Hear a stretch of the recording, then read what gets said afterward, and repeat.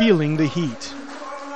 The Kyrgyz interim president makes her first appearance on the ground in the southern city of Jalal-abad since violence swept through this ethnically divided region more than 10 days ago. On Monday, Roza Otenbayeva's message was straightforward. Voting on the country's constitutional referendum is less than a week away, and the government says it's confident it will happen. Osh is still very tense, but in Jalal-abad, as I've learned now, there are possibilities to conduct referendum.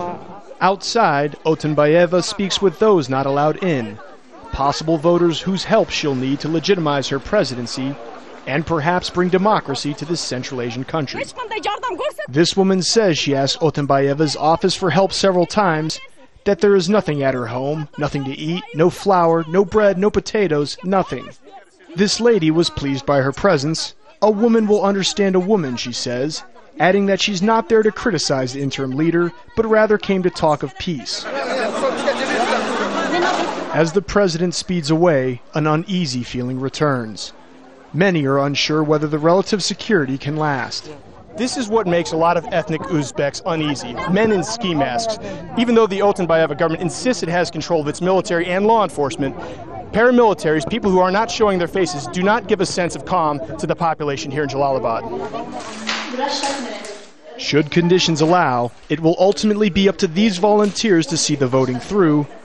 They've been organizing for weeks, as fighting displaced more than 400,000 of their fellow countrymen, nearly 10% of the country's entire population, most of them ethnic Uzbeks. There is no point in postponing the referendum, because in this case we will give opposing forces time to restore power and strike again.